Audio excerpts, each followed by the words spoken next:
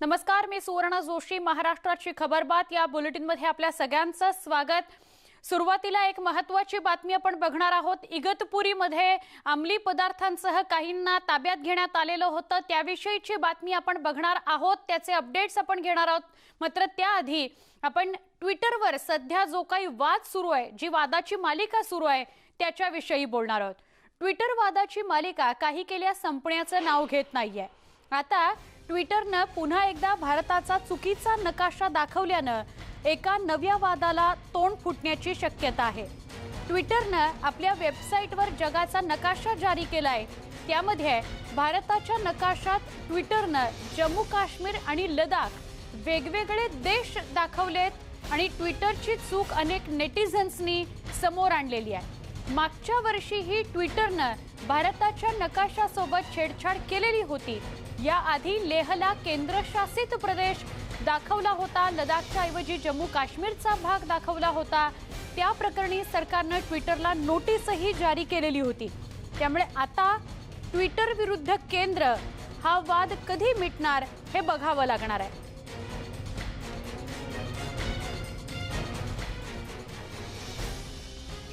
Cyber expert Prashant माळी आपल्यासोबत जोडले गेलेले आहेत. त्यांच्याशी या सगळ्या संदर्भात आपण सविस्तर बोलणार आहोत.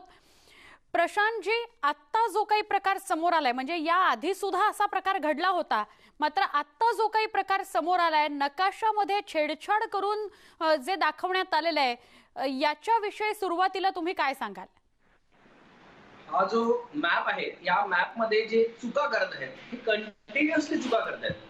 गेल्या टाइमाला पण सर्वेअर ऑफ मॅप्स जो आपला भारत सरकारचा असतो, त्याला पण मी एस्केलेट केलं होतं विविध माध्यमातून. आता पण मी एस्केलेट केलंय आणि आपण सुद्धा त्यांना वॉर्निंग देऊन सोडून टाकतो. म्हणजे एक वॉर्निंगच देतो फक्त की आपला मॅप चुकीचा दाखवल्यामुळे, आपण स्ट्रिक्ट ऍक्शन न घेतल्यामुळे हे जास्त बळवतात आणि मग हे परत सारखे सारखे चुका करत जातात.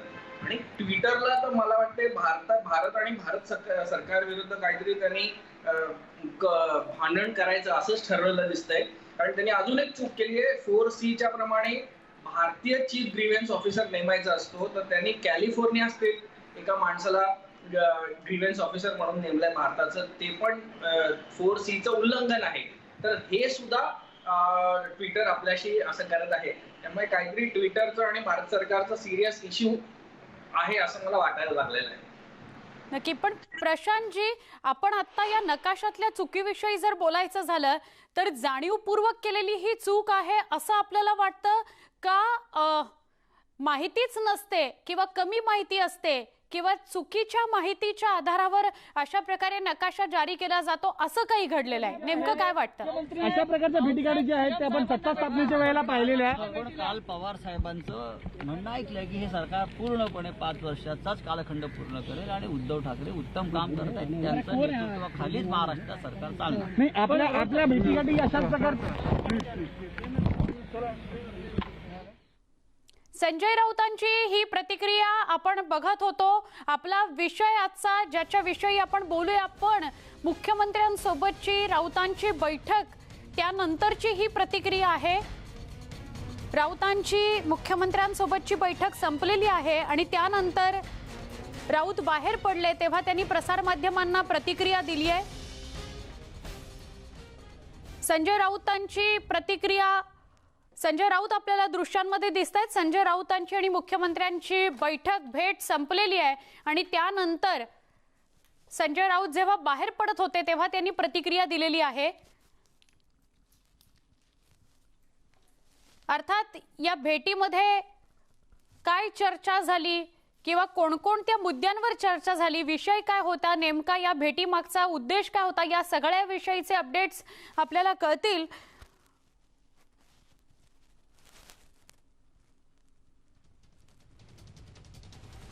राऊतांची पवारांसोबतची बैठक सुद्धा संपली आहे. राऊतांची मुख्यमंत्र्यांनंतर पवारांसोबत सुद्धा बैठक होती, ती संपलेली आहे.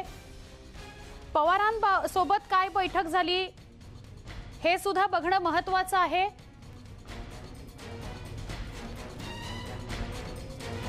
आमचे प्रतिनिधी उदय जाधव यांच्याकडून अधिक माहिती घेऊया.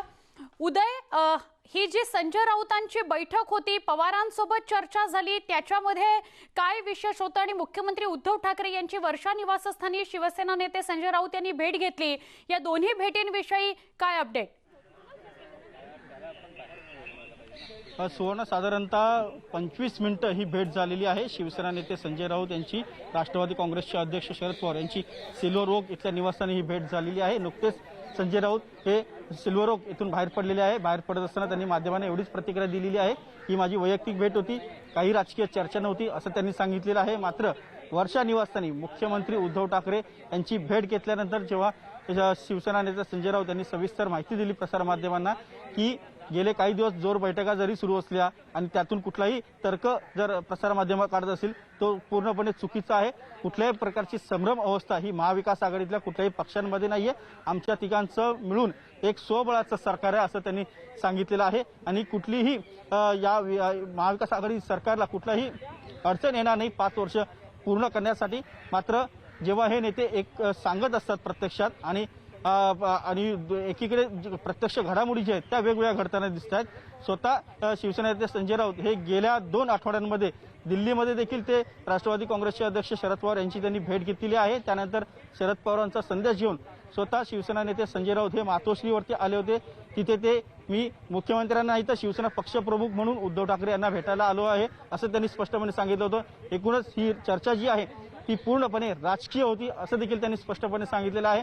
त्यामुळे नेमका या लागोपाठच्या या बैठकांचं जे सत्र सुरू आहे, आज जेव्हा काही वेळापूर्वी वर्षा निवासस्थानी त्यांनी भेट घेतली, त्यानंतर वर्षा निवासस्थानी मुख्यमंत्री उद्धव ठाकरे यांची भेट घेतल्यानंतर ते सिल्वर ओक येथे आले आणि तिथे त्यांनी 25 मिनिटं जवळपास राष्ट्रवादी काँग्रेसचे अध्यक्ष शरद पवार यांची भेट घेतली. या 2 लागोपाठच्या बैठकांमुळे राजकीय वर्तुळांमध्ये अनेक तर्कवितर्क सुरू झालेली आहेत. महाविकास आघाडीमध्ये खरंच सर्व आलबेल आहे का? जर आलबेल नसेल तर नेमकं काय चाललेलं आहे, कोणाच्या मनात किती खतखत आहे, त्याचे परिणाम महाराष्ट्राच्या राजकारणावरती काय उमटणार याची चर्चा जी आहे ती सुरू झालेली आहे.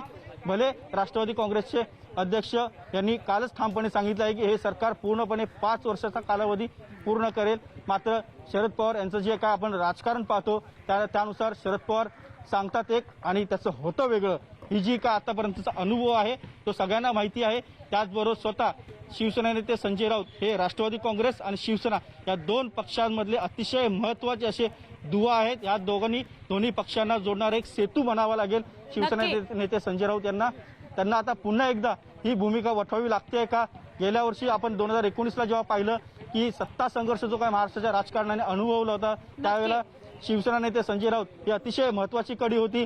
आता देखील पुन्हा त्यांना त्यांची तीच भूमिका वठवावी लागते का हे पाहावं लागणार आहे. या सगळ्या गाठीभेटींचा घटनाक्रमानंतर उदय काही क्षणासाठी थांबवते. आपण आपल्या न्यूज 18 लोकमतच्या प्रेक्षकांना पुन्हा एकदा सांगूया, मुख्यमंत्र्यांनी वर्षा या निवासस्थानी संजय राऊतांची भेट घेतली. त्या दोघांमध्ये चर्चा झाल्यानंतर संजय राऊत बाहेर पडले. संजय राऊत सिल्व्हर ओकला गेले, तिथे शरद पवारांसोबत त्यांची बैठक झाली. ही बैठक 25 मिनिटं चालली. या बैठकीमध्ये नेमकं काय झालं आणि नेमक्या या 2 बैठकांमधून समोर काय येत आहे हे उदय, या सगळ्या संदर्भात फार तर्कवितर्क लावले जात आहेत, काय सांगशील? अगदी बरोबर आहे, खूप मोठे तर्कवितर्क आहेत. कारण गेल्या 2 आठवड्यांमध्ये जे काय बैठकांचा घटनाक्रम पाहता हे साध्या सुद्धा बैठका नाहीत, हे आता सिद्ध झालेले आहेत. स्वतः शिवसेना नेते संजय राऊत यांनी राष्ट्रवादी काँग्रेसचे अध्यक्ष शरद पवार यांची 2 वेळा भेट घेतलेली आहे. एक दिल्लीमध्ये भेट घेतलेली आहे आणि त्यानंतर आताही भेट घेतलेली आहे. शिवसेना पक्षप्रमुख म्हणून उद्धव ठाकरे यांची त्यांनी 2 वेळा भेट घेतलेली आहे. शनिवारी त्यांनी मातोश्री येथे भेट घेतलेली आहे, त्यानंतर आज त्यांनी वर्षा निवासस्थानी येऊन त्यांची भेट घेतलेली आहे. या दोन्ही पक्षांच्या प्रमुखांमध्ये एक समन्वयाचा दुवा म्हणून शिवसेना नेते संजय राऊत हे काम पाहत आहेत आणि कुठेतरी ह्या महाविकास आघाडीतली जी अंतर्गत धुसफूस आहे ती थंड व्हावी, ती कुठेतरी बंद व्हावी या दृष्टीने ते प्रयत्न करतायत का? या दोन्ही पक्षांमध्ये नेमकं काय चाललं आहे हे आता पुढच्या काही दिवसांमध्ये कळू शकेल. कारण पावसाळी अधिवेशन अगदी जवळच आहे. 5 आणि 6 जुलै रोजी पावसाळी अधिवेशन होतंय 2 दिवसांचं. हे 2 दिवसांचं अधिवेशन पावसाळी अत्यंत वादळी ठरणार आहे राज्याच्या राजकारणामध्ये, कारण विरोधक देखील पूर्णपणे आक्रमक झालेले आहेत. अशा अवस्थेमध्ये महाविकास आघाडी एकजूट होण्याऐवजी त्यांची अंतर्गत धुसफूस जी आहे ती बाहेर येताना दिसते आहे. कारण निश्चितच राज्याच्या राजकारणामध्ये खूप मोठा भूकंप राजकीय होतोय का? संजय राऊत सिल्व्हर ओक मधून बाहेर पडल्यानंतर कुठे गेले, आता तू कुठे आहेस? आणि ते प्रसार माध्यमांशी जेव्हा बोलले सिल्व्हर ओकच्या बाहेर पडल्यावर त्याच्याविषयी काय सांगशील? शिवसेना नेते संजय राऊत हे वर्षा निवासस्थानी सर्वात प्रथम शिवसेना पक्षप्रमुख आणि मुख्यमंत्री उद्धव ठाकरे यांना भेटायला गेले, तेव्हा तिथे शिवसेना नेते एकनाथ शिंदे त्याचबरोबर अनिल परब हे देखील होते. या सर्व नेत्यांची एक महत्वाची चर्चा झाली. जवळपास 1.25 तास ही चर्चा झालेली आहे आणि या चर्चेनंतर ते थेट आता सिल्वर ओक येथे आलेले आहेत. आपण सिल्वर ओकच्या मी आता बाहेर आहे. काही वेळापूर्वीच शिवसेना नेते संजय राऊत हे सिल्वर ओक येथून निघालेले आहेत. राष्ट्रवादी काँग्रेसचे अध्यक्ष शरद पवार यांची त्यांनी भेट घेतलेली आहे. त्यांच्या भेटीनंतर ते आता सामना ऑफिसच्या इथे निघालेले असं समजतं. आपण आता सिल्वर ओकच्या बाहेर पडतोय कारण इथून आता सर्वच नेते म्हणजे बाहेर पडलेले आहेत. पण नेमके संजय राऊत यांच्या मनामध्ये काय आहे, हे जे दोन प्रमुख पक्ष आहेत, राष्ट्रवादी काँग्रेस पक्ष आणि शिवसेना, हे राज्याच्या राजकारणामध्ये सध्याचे किंग मेकर असे पक्ष आहेत. केंद्रामध्ये बळकट असं बलाढ्य. अगदी बरोबर आहे. या भेटींनी तर्कवितर्कांना उधाण आलं आहे. सिल्वर ओकच्या बाहेर तू आता आहेस, तुझ्याकडनं अधिक माहिती आम्ही घेऊ. वरिष्ठ संपादक लोकमतचे संदीप प्रधान आता आपल्या सोबत आहेत. संदीपजी, या भेटींचा काय अर्थ लावायचा? आधी वर्षा या निवासस्थानी मुख्यमंत्री आणि संजय राऊत भेटतात, त्यांच्यात बोलणं होतं आणि नंतर ते सिल्वर ओकला जातात. सिल्वर ओक मधून काही क्षणापूर्वी ते बाहेर पडलेले आहेत. काय सांगाल? नाही, राज्यातलं महाविकास आघाडीचं सरकार जे आहे त्याच्या स्थापनेमध्ये संजय राऊत यांचा एक मोठा वाटा आहे आणि त्यामुळे या सरकारमधले काही निर्णय त्याच्याबाबत सगळ्या पक्षांचं मतैक्य करणं, समजा काही मतभेद असतील तर ते दूर करण्यासाठी प्रयत्न करणं, समजा या सरकारमोर समोर काही अडचणी असतील, संकट असेल तर त्याच्यातून मार्ग काढण्यासाठी प्रयत्न करणं, या सगळ्या ह्याच्यामध्ये संजय राऊत यांची मोठी भूमिका राहिली आहे आणि राहणार आहे. याबद्दल काहीच वाद नाही. आणि त्याच पद्धतीनं अनेक विषय आहेत. म्हणजे विधानसभा अध्यक्षपदाचा विषय आहे, 12 आमदारांच्या नियुक्त्यांचा विषय रखडलेला आहे, किंवा आता येणारे तिसरी लाट कोरोनाची आणि त्याच्या हाताळणी संदर्भातले काही निर्णय असतात. अनेक अनेक अनेक विषय आहेत की ज्याच्या संदर्भामध्ये वेगवेगळे आहेत. आता आरक्षणांचे विषय जे आहेत त्या संदर्भामध्ये कोर्टामध्ये फेर याचिका करणं किंवा येणारी आंदोलनं, त्या संदर्भात असलेले इशारे वेगवेगळ्या संघटनांनी दिलेले, या सगळ्या बाबतीमध्ये वेगवेगळ्या पक्षांची, महाविकास आघाडीतल्या वेगवेगळ्या पक्षांची वेगवेगळ्या भूमिका आहेत, म्हणणं आहे आणि त्यांच्यामध्ये समन्वय साधणं, त्यांच्यामध्ये कुठेतरी बोलून मार्ग काढणं या सगळ्या प्रश्नांमधून, याच्यासाठी त्यांची मोठी भूमिका आहे. आणि त्याच मला वाटतं याच्यातून त्यांनी ह्या भेटीगाठी घेतलेल्या आहेत. संदीप सर, हे जे सगळे मुद्दे आपण म्हणताय त्यात एकत्रित चर्चा होऊ शकते. अस्थिरतेपोटी किंवा विजय वडेट्टीवारांनी सुद्धा काल नाराजी बोलून दाखवली. काँग्रेस सतत वेगवेगळ्या मुद्द्यांवर नाराजी व्यक्त करत असते. अस्थिरतेपायी म्हणजे एका बाजूला असं म्हणायचं की सरकार 5 वर्ष चालणार आहे, काही भीती नाही, आम्हाला कोणाची काही म्हणजे काळजी नाही या बाबतीत की सरकारला काही अस्थिर आहे. पण असे काही अस्थिर मुद्दे आहेत का ज्याच्याविषयी अशी वेगवेगळी भेट घेऊन बोलावं लागतंय, बैठका कराव्या लागतायत? नाही, असं आहे की एकत्र येऊन बोलणं होऊ शकतं, पण त्या पूर्वी काही समजा पूर्व तयारी करायची असेल, त्या संदर्भामध्ये काही गोष्टींच्या संदर्भामध्ये भूमिकांवरती मतैक्य करून मग अंतिम निर्णयासाठी एकत्र येणं ही गोष्ट वेगळी आहे. आपण एक लक्षात घेतलं पाहिजे की शरद पवार यांच्यावर अलीकडेच शस्त्रक्रिया झाली, त्यांच्या एकूणच प्रकृती संदर्भामध्ये सुद्धा आपण विचार केला पाहिजे की सातत्यानं त्यांनी एकसारखं बैठकांना कुठे जाणं किंवा त्यांना कोणीतरी भेटायला येणं, याच्यावर सुद्धा काही कदाचित डॉक्टरांच्या सल्ल्यामुळे मर्यादा असतील आणि त्यामुळे समजा मुख्यमंत्र्यांचा निरोप घेऊन संजय राऊतांनी त्यांना भेटणं आणि मग मतैक्य झाल्यानंतर अंतिम निर्णयासाठी एखाद्या विषयासाठी एकत्र येणं या दोन्ही नेत्यांनी, हे सुद्धा होऊ शकतं. म्हणजे आपल्याला जोपर्यंत संजय राऊत काही खुलासा करत नाहीत की ही भेट कशासाठी होती, तोपर्यंत आपल्याला हे कळणार नाही. पण एक अंदाज हाच आहे, कारण वर करणे असं काही दिसत नाहीये की सरकार काही फार मोठ्या अडचणीत आलेलं आहे, अस्थिर झालेलं आहे. कारण तसं असतं तर खूप मोठ्या प्रमाणावरती घडामोडी झाल्या असत्या. आता आपण बघतोय ते मला असं वाटतं अत्यंत रुटीन गोष्ट आहे की संजय राऊत यांनी मुख्यमंत्र्यांना भेटणं, ते ज्या म्हणजे उद्धव ठाकरे पक्षाचे नेते आहेत आणि ते पक्षाचे खासदार आणि नेते आहेत संजय राऊत, त्यामुळे तेही एक नैसर्गिक आहे. आणि शरद पवार यांनाही संजय राऊत यांनी भेटणं त्याचेही असं काही मोठं काही आहे असं मला काही वाटत नाही. त्यामुळे मला असं वाटतं हे नैमित्तिक एक सरकारच्या कामकाजाची जी एक प्रक्रिया असते त्याचाच भाग असावा असं मला वाटतं. नक्की. संदीप सर, आभार ही सविस्तर माहिती दिल्यामुळे. सगळ्यात महत्त्वाचं म्हणजे या सगळ्याचं विश्लेषण केल्याबद्दल. सगळ्यात आधी वर्षा या निवासस्थानी संजय राऊत पोहोचले, त्या दोघांमध्ये संवाद झाला. हा संवाद झाल्यानंतर एक संदेश घेऊन किंवा काही विशेष गोष्टी ज्या संवादात आहेत, चर्चेत आहेत, त्या घेऊन सिल्व्हर ओकला संजय राऊत गेले. सिल्व्हर ओकला संजय राऊत पोहोचले, तिथे त्यांची बैठक झाली आणि त्यानंतर त्यांनी काय प्रतिक्रिया दिली आहे प्रसारमाध्यमांशी, ते काय बोलले ते आपण बघूयात. ज्या घडामोडी सुरू आहेत राज्यात त्याला पाहताही भेट काही घडामोडी राऊत साहेब मुख्यमंत्र्यांचा काही निरोप घेऊन शरद पवार यांना भेटलात का? जर निरोप असेल तर मी तुम्हाला कशा करता सांगू? मी पवार साहेबांना सांगेन. पण राजकीय वर्तुळामध्ये नाही, अशा प्रकारच्या भेटीगाठी ज्या आहेत मुख्यमंत्री, अशा प्रकारच्या भेटीगाठी ज्या आहेत त्या आपण सत्ता स्थापनेच्या वेळेला पाहिलेल्या आहेत. आपण काल पवार साहेबांचं म्हणणं ऐकलंय की हे सरकार पूर्णपणे 5 वर्षाचाच कालखंड पूर्ण करेल आणि उद्धव ठाकरे उत्तम काम करत आहेत, त्यांच्या नेतृत्वाखालीच महाराष्ट्र सरकार चालणार. सिल्व्हर ओकवर शरद पवारांना संजय राऊत भेटले. त्या भेटीनंतर ते बाहेर आले. बाहेर आल्यावर त्यांनी मोघम अशी प्रतिक्रिया दिली. कशासाठी भेट झाली, काय विषय होते याविषयी काहीही संजय राऊत बोललेले नाहीत. मात्र नक्कीच या दोन्ही भेटींकडे फार महत्त्वपूर्ण या भेटी असल्यामुळे महत्त्व प्राप्त झालेले चर्चा होत आहेत. एक छोटासा ब्रेक, लगेच भेटू. पहा फक्त न्यूज 18 लोकमत.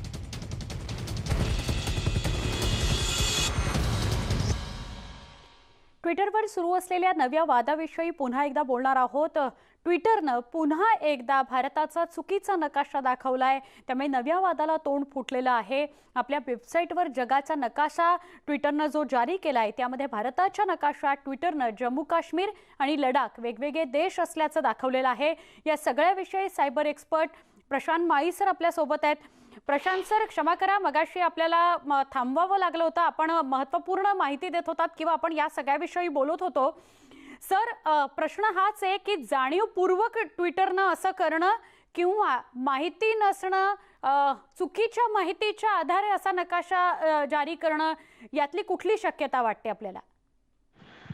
जसं मगाशी बोलत होतो त्याप्रमाणे काश्मीरवरती एवढ्या ट्विट्स होतात किंवा काश्मीरमध्ये होणाऱ्या हालचालीवर एवढ्या ट्विट्स होतात की काश्मीर हा भारताचा अविभाज्य भाग आहे किंवा लडाख किंवा 370 बद्दल जे काही घडलं तेव्हा ट्विटरच माध्यम वापरलं गेलं होतं. त्यांच्याकडे, त्यांच्या स्टाफकडे आपला भारताचा नकाशा कसा दिसावा, भारताला जे सर्वेअर ऑफ मॅप्स आहेत त्याला कसं अपेक्षित आहे ही पूर्णपणे माहिती आहे. नॉर्मली ह्या ज्या IT कंपनीज काय करतात, तुम्ही ज्या IP ऍड्रेस वरनं ऍक्सेस करता त्या हिशोबाने तुम्हाला त्यांचा तो मॅप दाखवतात. तुम्ही पाकिस्तानातनं ऍक्सेस केला तर तो पाकिस्तानला आवडतो तो मॅप दाखवतात, भारतातनं ऍक्सेस केला तर भारताला आवडणारा मॅप आणि चायनातनं ऍक्सेस केला तर चायनाला आवडणारा मॅप नॉर्मली असं दाखवतात. पण जागतिकरित्या जो ज्या कंट्रीने रिलीज केलेला मॅप असतो तेच दाखवतात. जास्तीत जास्त डिस्प्युटेड एरिया म्हणून दाखवतात. पण ह्या टायमाला त्यांनी हा वेगळाच अप्रोच हे कुठल्या नीतीने केला आहे तो म्हणजे कदाचित सूड नीती असावी, जो त्यांचा भारताच्या सरकार विरुद्ध चाललेला वॉर आहे त्याच्याबद्दल असावं किंवा काही प्रेरित असावं कोणाबद्दल तरी, कारण तिथे इलेक्शन्स किंवा आता काही डिस्कशन झाले असतात, सरकारी डिस्कशन्स, त्याच्यामुळे प्रेरित असू शकतात असं मला वाटतं. पण प्रशांत सर, एकदा अशी चूक झालेली असताना, नोटीस भारतानं पाठवली असताना पुन्हा एकदा तशा स्वरूपाची चूक करायची, हे एक जाणीवपूर्वक केलेलं कृत्य सुद्धा म्हणता येईल, तशी पण शंका उपस्थित होते. मला तर असं वाटतं की ट्विटरला त्यांचे दिवस भरलेले आहेत भारतामध्ये किंवा त्यांनी ती रिस्कच घेतलेली आहे की आपण मुद्दामून भारताच्या जे मनाला लागेल अशा गोष्टींवरती छेडत राहायचं. कधी भारताच्या IT मिनिस्टरचं ट्विटर बंद करायचं किंवा काही लोकांचं व्हेरिफिकेशन काढून टाकायचं किंवा आपला नकाशा जो आहे तो चुकीचा दाखवून मुद्दामून काही ना काहीतरी वाद उद्भवायचा ह्याच्याबद्दल असं त्यांनी मानून चाललेलं. आणि जरी असं करत राहिले तर मात्र फक्त 1.5 कोटी जी जनता आहे ट्विटरवरती भारताची, त्यांना मुकावं लागेल ट्विटरला भारताच्या युजर्स कडनं, असं मला आता स्पष्ट वाटू लागलं आहे. पण प्रशांत सर, आता चूक समजा झाली असेल आणि ती निदर्शनास आणून दिली, केंद्रानं हे स्पष्ट केलं की हा नकाशा चुकीचा आहे, तरी सुद्धा ट्विटरकडून कंटेंट ब्लॉक करायला नकार दिला गेलाय, याला काय म्हणायचं?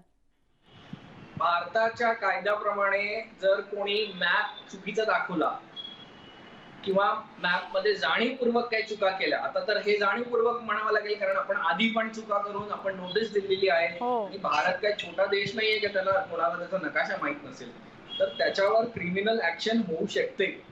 म्हणजे ट्विटरवरती ऑलरेडी काही क्रिमिनल ऍक्शन आणि FIR चालू आहेत. मला वाटते ह्या मॅपच्या संदर्भात अजून एक त्यांच्यावर FIR होऊ शकते. त्यांची जी टॉप मॅनेजमेंट आहे ते आता पण डोक्यात घेऊ शकतं. अटक वगैरे काही होऊ शकतात त्यांच्या विरोधात, कारण त्यांना सारखं सांगून समजत नसेल तर भारताला हे पाऊल उचलणं गरजेचं आहे. म्हणजे आता कडक पावलं उचलणं भारत सरकारला गरजेचं आहे असं तुम्ही म्हणताय. बरोबर. अजून पाऊल उचलून FIR वगैरे दाखल करून पोलिसी काहीतरी करणं, कारण आज ट्विटर करेल मग दुसरे बाकीचे IT कंपनी ज्या मोठ्या मोठ्या आहेत त्या करू लागतील. म्हणून जो पहिला अशी चुका करेल, वारंवार करेल, त्यांना कुठली तरी शिक्षा होणं किंवा निदान FIR होणं त्यांच्यावर आणि इन्व्हेस्टिगेशन होणं तरी गरजेचं आहे असं मला स्पष्टपणे वाटतंय. अजून एक सर, मगाशी तुम्ही उल्लेख केलात की अजून एका नियमाचं उल्लंघन भारतासंदर्भातल्या ट्विटरकडून झालेलं आहे, त्याच्याविषयी पुन्हा सांगाल का? पुन्हा अधिक माहिती द्याल का? आता भारताचे जे IT रूल्स 2021 आहेत, म्हणजे माहिती व तंत्रज्ञान कायदा अधिनियमाच्या खाली 2021 जे रूल्स आहेत त्याप्रमाणे ट्विटरला 3 ऑफिसर नेमायचे आहेत. Chief compliance officer, chief grievance officer आणि नोडल ऑफिसर. त्यातला चीफ कंप्लायन्स ऑफिसर जो आहे तो म्हणजे तिन्ही ऑफिसर्स त्यांना भारतीय नेमायचे आहेत. म्हणजे एखादा NRI असेल तर चालेल पण तो भारतात राहणारा पाहिजे. तर आता त्यांनी काय केलंय, त्यांचा जो एंट्री चीफ ग्रीव्हन्स ऑफिसर होता तो सोडून गेला, म्हणजे त्यांनी ट्विटर सोडून दिलं. तर आता जो त्यांनी नेमलाय तो आहे कॅलिफोर्नियामध्ये बसणारा, भारताचा सिटीजन नाहीये, तो US नागरिक आहे. जे पण 4C म्हणजे 4 या कलमाखाली IT रूल्सच्या तो त्याचं उल्लंघन करत आहेत. म्हणजे ते परत सुद्धा भारताच्या कायद्यांना कंप्लाय करत नाहीयेत, भारताच्या कायद्याला ठेंगा दाखवत आहेत असं मला वाटतंय. आणि परत त्यांचं नॉन कम्प्लायन्समुळे त्यांच्यावर परत त्यांचं जे 79 इंटरमिजिएट खाली जे त्यांना प्रोटेक्शन मिळतं ते जाऊ शकतं आणि परत त्यांच्यावर वेगवेगळ्या देशभरामध्ये पोलीस स्टेशनमध्ये FIR दाखल होऊ शकतात कुठल्याही कारणानिमित्त. नक्की. नवे नियम सुद्धा जारी झालेले ज्याचा उल्लेख आता आपण करत होता त्याच्याविषयी अधिक सांगाल का? आणि आता आपण ज्याविषयी बोलतोय, नकाशात जी छेडछाड झाली किंवा चुकीचा नकाशा दाखवलाय, सर 7 महिन्यामध्ये पुन्हा तेच घडतंय, पुन्हा तीच चूक होतीये. कुठेतरी परत हाच विषय येतो की कठोर पावलंच आपल्याला आता उचलावीच लागणार आहेत. मला स्पष्टपणे वाटतं की भारताची जी मॅप्सची पॉलिसी आहे ती सोशल मीडियामध्ये सुद्धा लागू करायला पाहिजे. मला वाटतं जी ही IT रूल्स 2021 आलेले आहेत त्यामध्ये कुठेतरी एक मुद्दा असणं, परत अमेंड करून टाकणं गरजेचं आहे की ह्या सगळ्या कंपन्या ज्या भारतामध्ये ऑपरेट करतात, जे भारतीय नागरिकांसाठी सेवा देतात, त्यांना भारताचा मॅप भारताला जसा अप्रूव्ड आहे, भारताला भारतीयांना जसा दिसावा असं वाटतो तसाच दाखवला पाहिजे, ना की जो त्यांच्या डोक्यात असेल किंवा त्यांचे जो व्ह्यू पॉइंट असेल त्याप्रमाणे दाखवावा. त्यांची उद्या कंपनी कुठल्या पाकिस्तानी कंपनीने विकत घेतली तर ते उद्या पाकिस्तानला हवा तसा मॅप दाखवतील, आपला जम्मू आणि काश्मीर आपल्या डोक्यावरनं उडूनच टाकतील. असं होऊन चालणार नाही. तर आमचे rules, social media rules Bharat सरकारचे तेच त्यांनी फॉलो करायला पाहिजेत आणि तोच मॅप त्यांनी दाखवला पाहिजे जो भारताला अपेक्षित आहे, भारतीयांना अपेक्षित आहे, जो त्यांच्या अगदी इमोशनली निगडीत आहेत त्यांच्याशी, तोच दाखवला पाहिजे. प्रशांत सर, एक विषय असा पण आहे, ट्विटर इतके लाखो करोडो लोक वापरतायत, ट्विटरने स्वतःची विश्वासार्हता जपण्यासाठी खरं तर काही गोष्टी करण्याची गरज आहे, ते तर होत नाहीच, उलट ट्विटरचं नाव दिवसेंदिवस खराब होत आहे असं या घटनांवरून स्पष्ट होतंय का?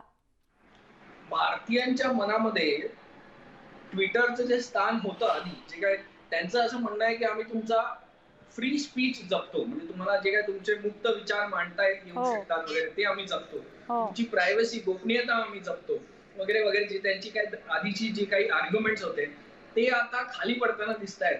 कारण ट्विटर लागोपाठ आता भारताचा जे संविधान आहे, आपण प्रत्येक सिटीजन, प्रत्येक माणूस संविधानाला अतिउच्च मानतो आणि त्याच्या खाली बनलेल्या कायद्यांना सुद्धा मानतो. ट्विटरने चक्क त्यालाच ठेंगा दाखवला, म्हणून त्याच्या मनात होणं, नंतर जे काही संवैधानिक पद आहेत त्यांना ट्विटरनी मान न देणं, म्हणून त्याच्या विरुद्ध द्वेष. आणि तसं पण तुम्ही बघाल तर ट्विटरवरती द्वेष पसरवणाऱ्यांचं जे फेक न्यूज पसरवणाऱ्यांचे जी संख्या आहे ती खूप वाढलेली असते. ट्विटरला कशा ना कशा तरी मोटिवेटेड प्रकारे त्याचा वापर केला जातो आणि हे मला वाटतं आता ट्विटर आर्टिस्ट आणि ट्विटरच्या जनतेला कळलेलं आहे. म्हणून कदाचित ट्विटर बद्दलचा जो द्वेष आहे किंवा ट्विटर बद्दलचं जी निरागसता आहे मनामध्ये ती जास्त वाढलेली आहे आणि ट्विटरचं नाव जास्त खराब झालंय असं मला वाटतंय. नक्की. प्रशांत सर, खरं तर नकाशातला खोडसाळपणा हा विषय होता, पण फार महत्त्वाच्या मुद्द्यांना आज तुम्ही हात घातलाय हे सगळं विश्लेषण करत असताना. आभार न्यूज 18 लोकमतशी जोडलं गेल्याबद्दल. अर्थात आता वेळ आलेली आहे की ट्विटर विरोधात ठोस पावलं सरकारकडून उचलली जाणं. एक छोटासा ब्रेक, लगेच भेटतोय. पहा फक्त न्यूज 18 लोकमत.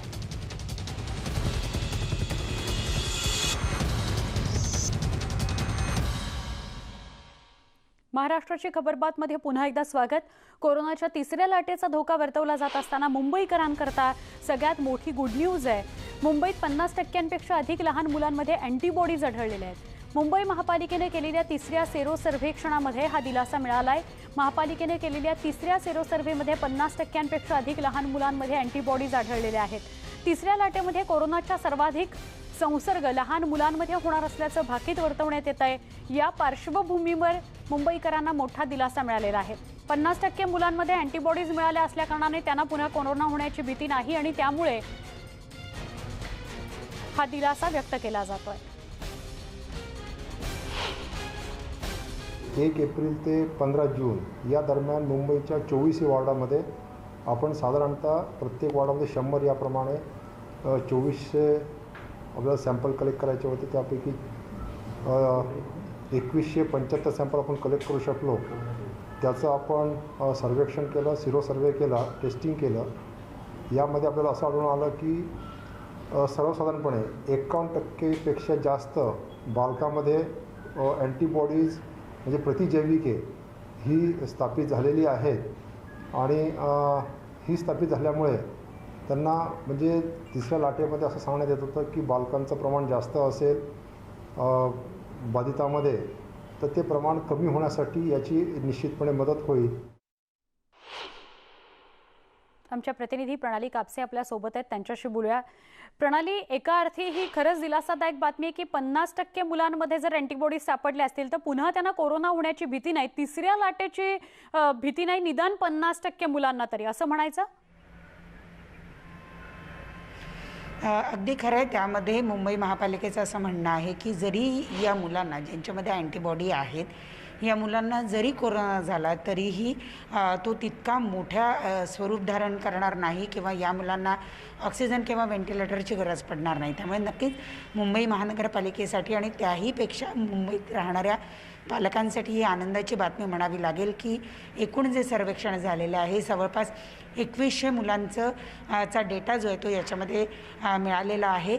आणि विशेषतः ज्या वेळेला कोरोनाच्या दुसऱ्या लाटेची साथ मोठ्या प्रमाणावर दिसून येत होती त्यावेळेला हे सर्वेक्षण करण्यात आलेलं आहे. त्यावेळेला अनेकदा आपण पाहिलं की त्यावेळेला लहान मुलंसुद्धा बाधित झालेले होते आणि त्यांची संख्यासुद्धा मोठ्या प्रमाणावर होती. पण त्याही वेळेला मुलांमध्ये कोरोनानं वरची पातळी गाठली किंवा मुलांना हॉस्पिटलमध्ये ॲडमिट करावं लागलं, त्यांना ऑक्सिजन द्यावं लागलं, असा फारसा प्रकार बघायला मिळालेला नव्हता. जे भाकीत केलं जात होतं की तिसऱ्या लाटेमध्ये जास्तीत जास्त परिणाम हा मुलांवर होईल कारण त्यांचं लसीकरण झालेलं नसेल आणि त्यांच्याबद्दल SOP विशेषतः औषधांची जी SOP आहे ती अजून जाहीर झालेली नव्हती. त्यामुळे एक भीती व्यक्त होत होती की तिसऱ्या लाटेमध्ये सर्वात जास्ती प्रभावित ही बालके होतील, म्हणजे 0 ते 18 वयोगटातील. परंतु हा सेरो सर्वे जो आलेला आहे हा नक्कीच दिलासादायक आहे. इतकंच नाही तर मुंबई महापालिका येत्या काळामध्ये एक नवीन सर्वेक्षण करणार आहे ज्या सर्वेक्षणामध्ये अगदी 0 पासून ते सगळ्या वयोगटातल्या नागरिकांचा समावेश असेल. या सर्वेक्षणाची व्याप्तीसुद्धा मोठी असणार आहे आणि त्याचा सॅम्पल डेटा जो आहे तो सुद्धा मोठा असणार आहे. त्याच्यामुळे मुंबईकरांवर येत्या काळामध्ये कोरोनाचा परिणाम किती होईल हे या सर्वेक्षणातून सुद्धा आपल्याला कळू शकणार आहे. नक्की. पण प्रणाली, हा जो सेरो सर्व्हे आहे तो प्रमाण मानायचा का? आणि जर हा सेरो सर्व्हे प्रमाण मानला तर मग आपल्याला म्हणजेच महापालिकेला इतर 50% जी मुलं आहेत त्यांच्यावर लक्ष केंद्रित करता येईल, त्यांनाही आपल्याला जपता येईल असं म्हणायचं का?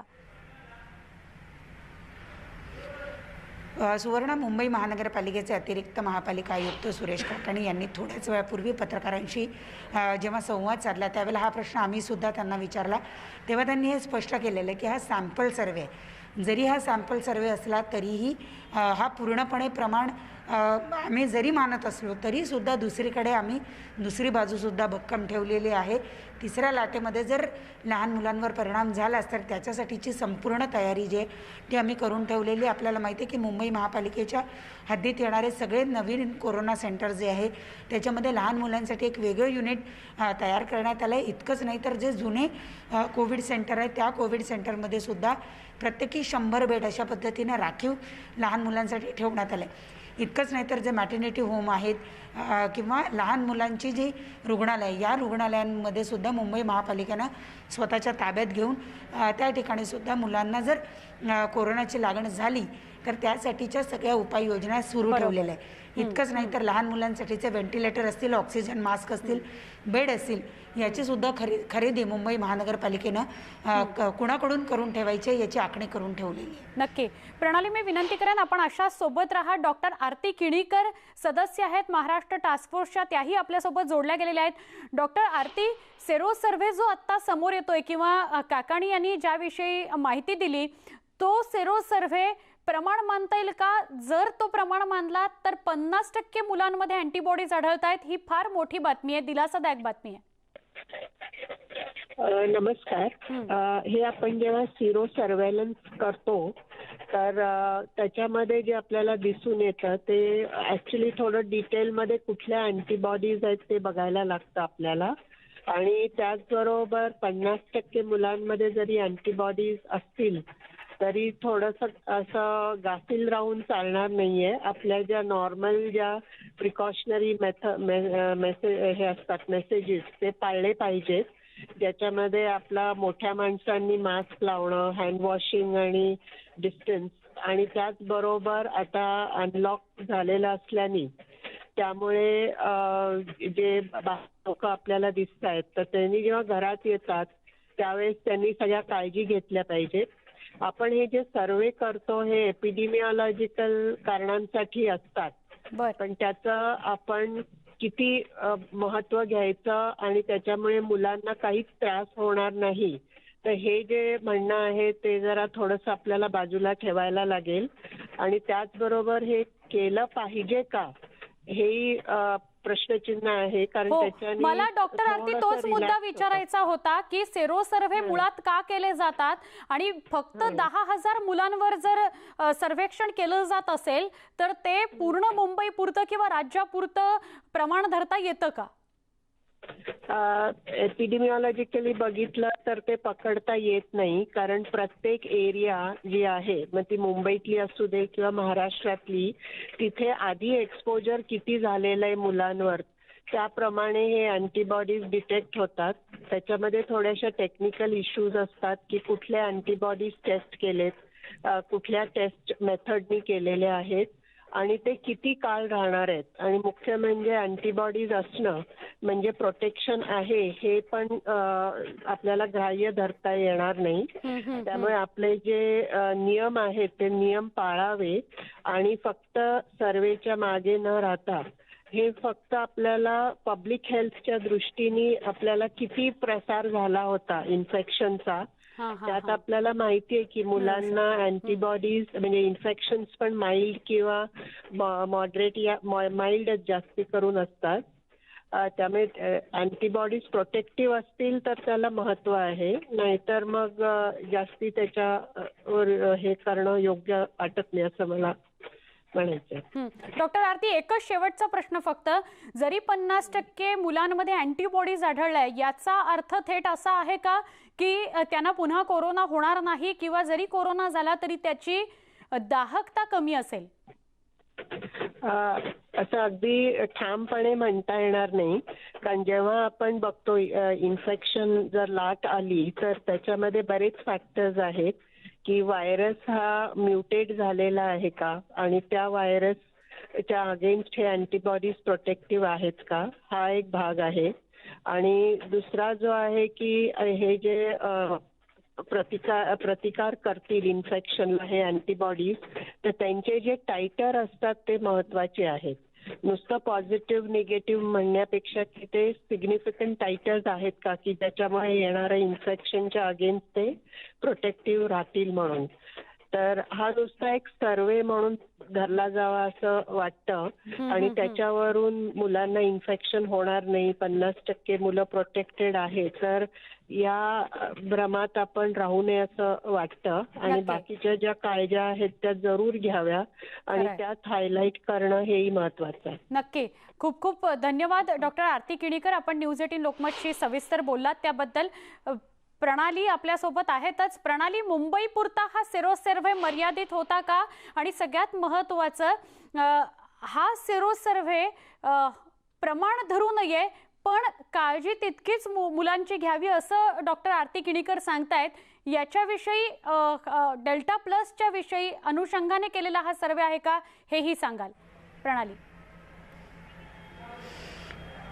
सुवर्णा, हा सर्वेक्षण जे आहे हे केवळ मुंबईपुरतं मर्यादित होतं. मुंबईतले जे 24 प्रशासकीय वॉर्ड आहेत या वॉर्डांमध्ये प्रत्येकी 100 याप्रमाणे 2100 मुलांचं हे सर्वेक्षण करण्यात आलेलं होतं.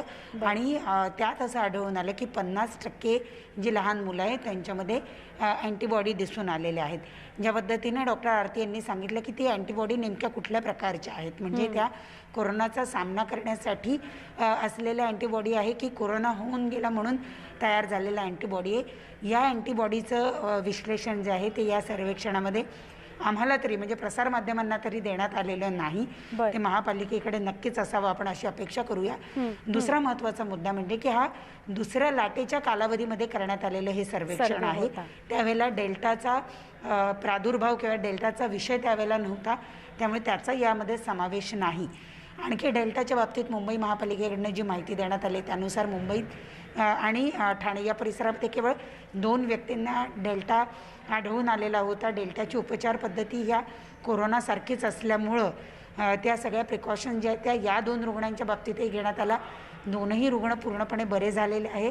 2 रुग्णांपैकी केवळ एका रुग्णाच्या नातेवाईकाला कोरोनाची लागण झाल्याचं दिसून आलं आहे. त्यामुळे मुंबईमध्ये जो डेल्टा आढळून आलेला आहे तो फारसा प्रसार करणारा नाही असं महापालिकेला तुर्तास तरी प्राथमिकदृष्ट्या वाटतंय. सुवर्णा, नक्की. प्रणाली, म्हणजे डेल्टा आणि डेल्टा प्लसच्या अनुषंगाने हा सेरो सर्व्हे नाही असं आपल्याला म्हणता येईल. या सगळ्याविषयी मी पुन्हा एकदा तुझ्याशी बोलते. मात्र महाराष्ट्र टास्क फोर्सचे सदस्य आणि बालरोग तज्ज्ञ समीर दलवाई यांची या सगळ्या संदर्भातली प्रतिक्रिया येते ती बघूयात. मुलांमध्ये 50%हून अधिक मुलांना ज्या त्या स्टडीमध्ये जे इन्व्हॉल्ड जी मुलं होती त्याच्यात 50%पेक्षा अधिक मुलांना सिरो सर्व्हेमध्ये त्यांना कोविडची लागवड झालेली आहे असं पाहण्यात येतं. ह्याचा अर्थ असा आहे की बऱ्याचशा मुलांना ऑलरेडी कोविड होऊन गेलेला आहे आणि पहिला धडा यातून असा आहे की मुलांना जर कोविड झाला तो फार जास्त त्रासदायक होत नाही, म्हणून ह्या मुलांना कदाचित आपल्याला लक्षात सुद्धा आलं नव्हतं की यांना कोविड झालेला.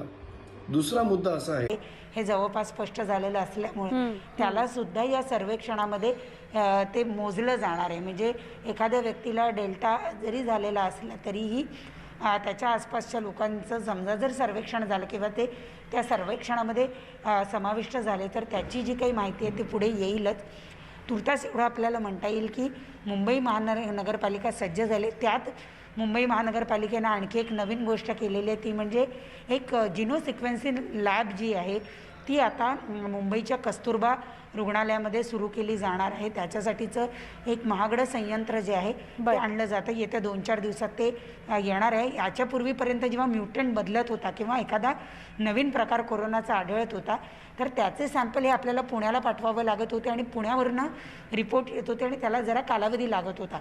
आता मात्र मुंबई महानगरपालिका आपल्या क्षेत्रामध्ये येणाऱ्या लोकांचे जर काही म्युटंट बदलत असेल किंवा जर काही वेगळा प्रकार आढळून येत असेल तर त्याची माहिती किंवा त्याचं परीक्षण जे आहे ते मुंबईतच होईल आणि त्यामुळे रिझल्ट लवकर येईल आणि त्यामुळे उपाययोजना नवीन करणं हे मुंबई महापालिकेला जास्ती सोपं होईल. नक्की प्रणाली, आभार सविस्तर माहिती दिल्याबद्दल. एक मात्र इथे आपण स्पष्ट करायला हवं, सेरो सर्व्हे जे केले जातात ते याकरता केले जातात की आत्तापर्यंतची कोरोनाची परिस्थिती काय होती, कुठल्या स्तरावर किंवा लहान मुलांना, प्रौढांना, तरुणांना कशा पद्धतीने लागण झाली होती की नाही झाली होती, अशा सगळ्यासाठी हे सेरो सर्व्हे केले जातात. पण यातनं एक धागा पकडून पुढे आपण काय तयारी केली पाहिजे, कसं सामोरं गेलं पाहिजे या कोरोना महामारीला, याचा सुद्धा एक आराखडा आपल्याला तयार करता येतो. इथेच पुढच्या बातमीकडे आपण वळतोय. एक महत्त्वाची बातमी इगतपुरी मधली, ज्याच्याविषयीचे अपडेट आपण घेऊया. इगतपुरीमध्ये रेव पार्टी प्रकरण घडलं होतं. एका टीव्ही शो मधील अभिनेत्री आणि इतर 12 महिलांना 1 दिवसाची पोलीस कोठडी सुनावण्यात आलेली आहे. परवा मध्यरात्री पोलिसांनी छापे टाकले, अंमली पदार्थ सुद्धा जप्त केलेले होते. काही पुरुष आणि महिलांना ताब्यात घेण्यात आलेलं होतं. आता त्यांना पोलीस कोठडी मिळालेली आहे. त्यामध्ये एक अभिनेत्री सुद्धा आहे. या महिलांमध्ये एक इराणी कोरिओग्राफर महिला आहे, 4 दाक्षिणात्य सिनेसृष्टीतील काम करणारे अभिनेत्री आहेत. तसंच या प्रकरणामध्ये इतर 13 जणांना 1 दिवसाची पोलीस कोठडी सुनावली गेली आहे. मुंबई आग्रा महामार्गावरील 2 बंगल्यांमध्ये रेव पार्टी सुरू असल्याची माहिती नाशिक ग्रामीण पोलीस अधीक्षक सचिन पाटील यांना मिळाली होती. यानंतर बंगल्यावर धाड टाकण्यात आली आणि अंमली पदार्थांचं सेवन करणाऱ्यांना ताब्यात घेण्यात आलेलं होतं. त्या ठिकाणाहून अंमली पदार्थ सुद्धा जप्त केलं गेलं होतं. आमचे प्रतिनिधी प्रशांत बाग यांच्याशी आपण अधिक बोलूया. प्रशांत, परवा मध्यरात्री ही धाड टाकण्यात आली, त्यानंतर काल दिवसभरात सचिन पाटील यांनी न्यूज 18 लोकमतशी संवाद साधून या संदर्भातली माहिती दिली होती. पुढच्या कारवाईला सुरुवात होती. आत्ताचं अपडेट काय सांगाल? या प्रकरणाची व्याप्ती वाढत चालली आहे. आता आरोपींची संख्या ही 32 झालेली आहे आणि या 32 याच्यामध्ये अभिनेत्री हिना पांचाळसह 12 महिला आहे. याच्यामध्ये एक इराणी कोरिओग्राफर महिला आहे आणि जवळपास 4 वेगवेगळ्या साऊथ इंडस्ट्रीमध्ये काम करणाऱ्या अभिनेत्री सुद्धा यांच्यात समावेश आहे. या सगळ्यांना आता कोर्टात हजर करण्यात आलं होतं. 32 आरोपींपैकी 3 अजूनही फरार आहे.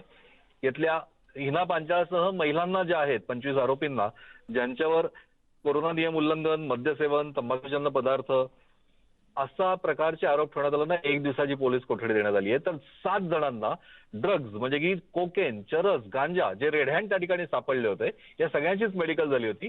त्यातल्या 7 जणांपैकी ज्यांच्यावर हे आरोप ठेवण्यात आले 3 फरार आहे. तरीही 4घांना 9 दिवसांची पोलीस कोठडी देण्यात आलेली आहे. एक त्याच्यात नायजेरियन आरोपी याचाही याच्यात समावेश आहे. पण याच्यात सगळ्यात महत्वाचे म्हणजे 3 वेगळे प्रश्न उपस्थित झाले. सरकार त्याला लक्ष झालं. या प्रकरणाचं गूढ कायम आहे. मुंबईतल्या अत्यंत धनाढ्य कुटुंबातले हे आरोपी आहे. ड्रग्जचा खुलेआम वापर या ठिकाणी होत होता. पण कारवाई केल्यानंतर आरोपींची तब्बल 40 तासानंतर पोलिसांनी अटक का दाखवली हा प्रश्न उपस्थित झालाय. आणि स्पॉटवर 32 जण असताना 7 जणांवर ड्रग्जची कलम का लावण्यात आली, असे अनेक प्रश्न उपस्थित झाले जे अनुत्तरित आहे. याचमुळे पोलिसांच्या तपासावर सुद्धा प्रश्नचिन्ह उपस्थित झालाय. पोलिसांनी कारवाई केली ती तिथल्या स्थानिकांच्या सांगण्यावर केली. मग हे पोलिसांनी जाणून बुजून अशा प्रकारच्या पार्टीकडे दुर्लक्ष केलं का, हाही प्रश्न आता उपस्थित झालाय. तपासामध्ये येत्या काही दिवसात या प्रश्नांची उत्तर आपल्याला मिळतील अशी आपण अपेक्षा करूया. पण प्रशांत, काल सचिन पाटलांनी जे न्यूज 18 लोकमतवर माहिती दिली की त्यांना या संदर्भातली माहिती मिळालेली होती आणि त्यांनी तिथे जाऊन धाड टाकली, मध्यरात्री ही धाड टाकली आणि त्यामध्ये साधारणपणे 12 पुरुष आणि 10 महिला म्हणजे 22च जण. मग 32 जण कुठून आली? त्यात त्यांनी असंही म्हटलं होतं की एक नायजेरियन व्यक्ती ज्याच्याकडून ही अंमली पदार्थ घेतली गेली त्याला मुंबईत अटक झाली. पण या सगळ्या प्रकरणामध्ये पोलिसांनी नायजेरियन व्यक्तीला मुंबईत अटक जरी केली असली तरी जे ड्रग्ज सप्लायर होते नसीम आणखीन सहीफ यांची नावं याच्यात निष्पन्न झालेली आहे. आणि त्याचबरोबर जो बंगला होता रणवीर सोनी म्हणून त्यांचा भाड्याने देण्यात आला, त्यांची नावं ऍड झालेली आहे. आणि या सगळ्या प्रकरणामध्ये अशा प्रकारे जिथले केअरटेकर होते किंवा या पार्टीशी संबंधित जे कोणी होते त्यांची नावं याच्यामध्ये जाहीर अधिकाधिक ऍड करत गेलेली आहे. या सगळ्या गोष्टींचा खुलासा पोलिसांना येत्या दिवसात करावा लागणार एवढं निश्चित. पण या सगळ्या प्रकरणामध्ये सुवर्णा की शुक्रवारी मध्यरात्री पोलिसांना 11 वाजता आलेली टीप, त्याबरोबर पहाटे 1:30 वाजता शनिवारी त्यांनी केलेली कारवाई आणि या आरोपींची अटक तब्बल 40 तासांनंतर आज रेकॉर्डवर आली. त्यामुळे प्रशांत, या सगळ्या प्रकरणामध्ये जसं आपण सुरुवातीला म्हणालात की अनेक प्रश्न उपस्थित होत आहेत. तुर्तास धन्यवाद प्रशांत, आपण ही माहिती दिल्याबद्दल. कोरोना संकटात केंद्र सरकारकडून आणखी एक घसघशीत पॅकेजची घोषणा करण्यात आली आहे. दुसऱ्या लाटेत झालेल्या आर्थिक नुकसानीबाबत आणि अर्थव्यवस्थेला चालना देण्याकरता केंद्र सरकारकडून मोठ्या घोषणा करण्यात आल्या आहेत. कोरोना प्रभावित क्षेत्रांकरता 1,01,000 कोटींच्या क्रेडिट गॅरंटी योजनेची घोषणा करण्यात आली आहे. आरोग्य क्षेत्रासोबतच एकूण 8 क्षेत्रांकरता नव्या योजना जाहीर करण्यात आलेल्या आहेत। आरोग्य सुविधेसाठी 50,000 कोटींच्या पॅकेजची घोषणा करण्यात आली आहे। या व्यतिरिक्त इतर विभागांकरता 60,000 कोटींची घोषणा करण्यात आली आहे। पीएफ संदर्भात महत्त्वपूर्ण घोषणाही करण्यात आली आहे। इस सेक्टर के लिए कुल मिलाकर देखा जाए तो कोविड प्रभावित क्षेत्रों के लिए, सेक्टर्स के लिए 1,01,000 करोड़ रुपए की क्रेडिट गारंटी योजना लेकर आए हैं। और हेल्थ सेक्टर जो है विशेष तौर पर इस पर बल दिया गया, 50,000 करोड़ रुपए इसके लिए रखा गया है। और प्रमुखता से उन क्षेत्रों के लिए जहां पर स्वास्थ्य की सुविधाएं उस स्तर पर नहीं पहुंच पाई थी। या सगळ्या महत्त्वाच्या घडामोडींसह महाराष्ट्राची खबरबात या बुलेटिनमध्ये आता इथे थांबतोय। ताज्या बातम्यांसह काही क्षणात पुन्हा भेटूया। पहा फक्त न्यूज 18 लोकमत।